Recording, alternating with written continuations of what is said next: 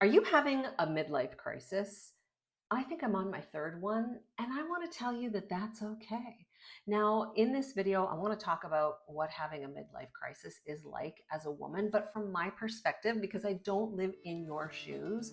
But I also want to share a few of the things that I've used through the years, because I said I'm on my third midlife crisis, to shift the way I think about myself, my circumstances, and the things that have happened to me. If you're new here, hello, my name is Tanya. I'd like to help you make sense of midlife because talking to you actually helps me make sense of my own midlife.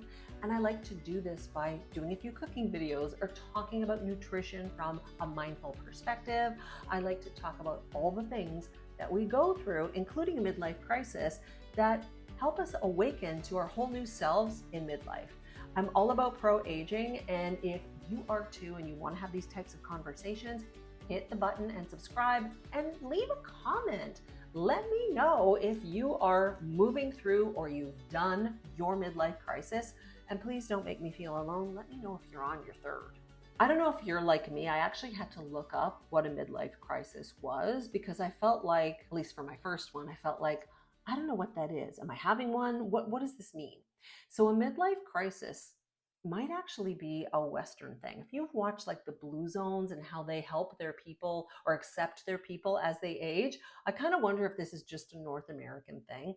But a midlife crisis is an existential crisis. It's a whole shift in the way we feel about our own lives. And it's triggered by the changing roles that we have, not only in society, but I think within our households, even with ourselves. It's triggered by loss, by divorce, by separation, moving, loss of career. I think there's numerous things that can trigger a midlife crisis. So maybe we should actually list a few of those. And when I say things, I guess I'm thinking events, but feelings can do that too, like feelings about your aging body or what you see in the mirror. Many things can trigger this existential crisis that we have about where we're at in life, including our own mortality. And I don't think there's a limit, and there can be a combination. I wrote down a few, and I'm going to throw this one out there: the loss of your period. For some women, they're so happy when they don't have a period anymore, and I can feel you. Who wants the cramps? Who wants feeling like garbage or so tired you can barely pull yourself out of bed to go to work? Nobody wants that. But if you wanted to have another child like myself, and maybe you didn't have children, the loss of your period can be a huge blow. I know, and I don't mean to trigger anybody by talking about this, but I know when I was on my way out with my period, there was a slim chance that I might have been pregnant with my partner. And at least that's what I was telling myself. And so I went and did a pregnancy test because I really didn't think I was old enough to be in menopause. So I started menopause at 48, which means I was perimenopausal way early, like maybe in my early 40s, which might explain why I was such a bitch. When I took that pregnancy test and it came up negative, I locked myself in the bathroom and I cried. And that was the beginning of me realizing, oh, shoot, a door has closed. And I wasn't sure if I liked it. I'd lost the father of my child. I had always hoped to have more than one child, but life didn't work out that way. Let's talk about some other triggers to a midlife crisis. Loss of a relationship, and I could even put in loss of a loved one. A child leaving your home and going to school, like that empty nest thing, could trigger a midlife crisis. I already said body changes, but even lamenting on the past, whether it's the past self, the past body self that you really want to have back from when you were 25, or the past where there's things that you wish you did differently. And as you age, you have so much regret. That can trigger this existential crisis. Parents passing away or parents getting sick, it's almost like a passing of the baton of life.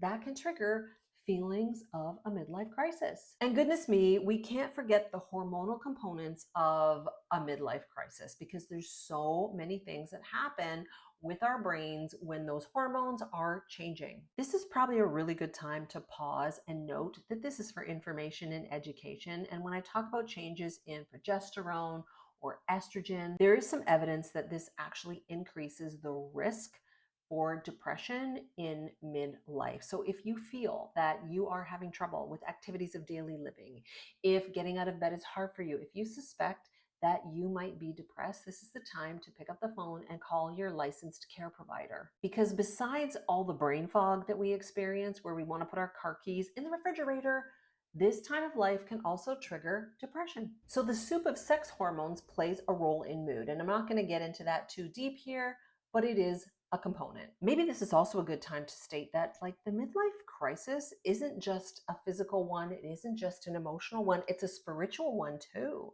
We are coming face to face with death. Do I actually want to say it?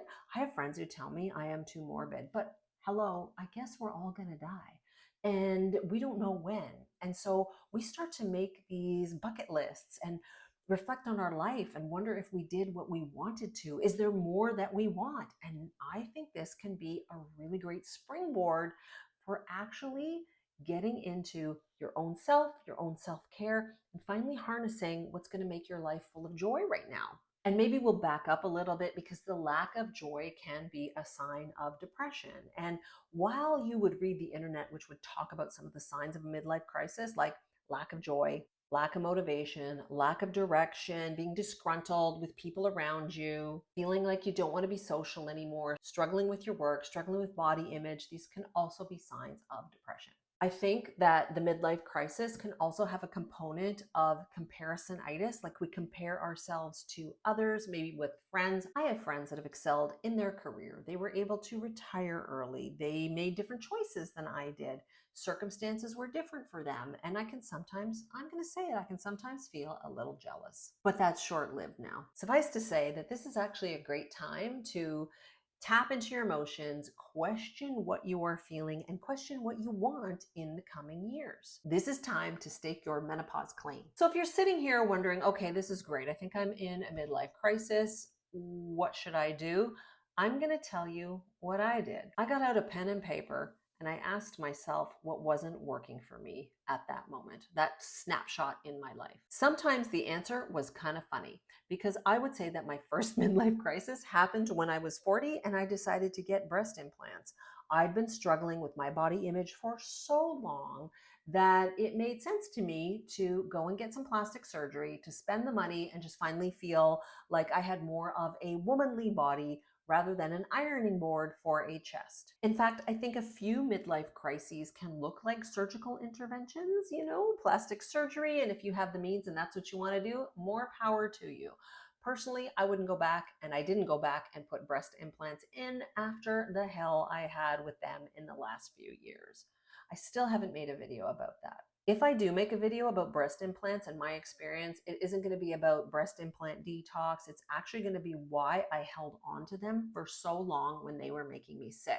It was a mindset thing. But I digress. So yes, in my 40s, what wasn't working for me was my body image. I think my second midlife crisis actually came when my mom died. So my mom died the year that I turned 50, but this was a building. That event kicked off a whole churning of rumination and thinking about the past and regret. And I stayed stuck for a long time for various reasons. I definitely went to therapy at that time, and I'm in therapy now. But at that time, I started to look at what was working. So rather than focus on what wasn't working, I started to ask myself what was. Because sometimes we can't see the forest for the trees. We can't see what actually is working in our lives, even if it's just the tiniest thing to grab onto. Those are two things that you might want to ask yourself if you are having a midlife crisis or that's what you think you're going through. Even just pulling out something really important to you right now. Maybe it is changing your career. Maybe it's being a better grandmother than you were a mother. Maybe it's giving yourself time to nurture yourself and read a novel. What is important to you right now?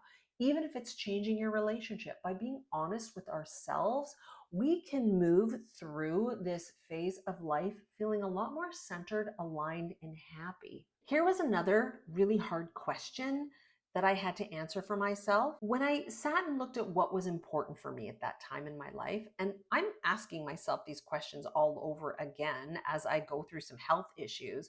I was asking if my actions were actually supporting where I wanted to be at that time in my life. And I had to answer no. Not all of them were. The thing about asking ourselves questions and being self-reflective at this time of life is that we will uncover emotions that we might not like.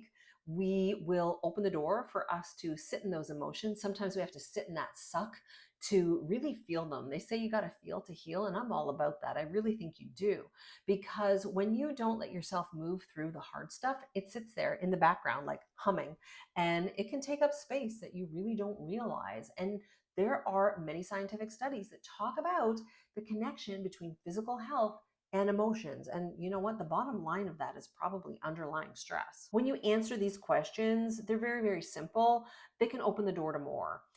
You may not like the answers. I know I didn't, but writing them down, coming face to face with them, really helped me see myself for who I was and accept myself for who I was. That's a hard thing when we age. I'm going to end this video by saying that having a midlife crisis, if we allow it, can be one of the best things that can happen to us. It can springboard us for growth.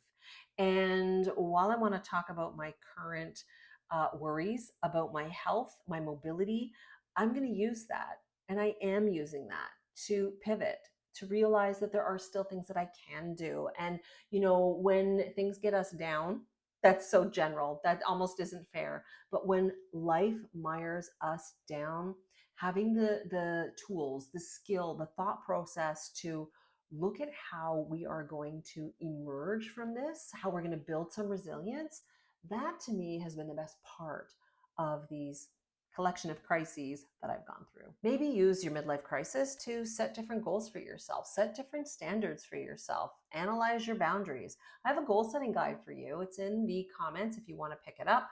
There are things that you can find for free on the internet. You can figure out your core values by Googling them. You can do a life balance wheel by Googling that too. But I put it all together for you in a little guide, and you can just answer some of the questions in there and just hopefully feel like you're not alone. Because our wheel of life is supposed to be this perfect circle where all the things align, right? Our spiritual, our emotional, our family, our well-being, our relationship, all of it, our relationships, all of it. Sometimes it doesn't. And I think that that's life. Life is bumpy sometimes. I just want to enjoy the ride, and I'm hoping that you want to enjoy it along with me. I'll see you in the next video.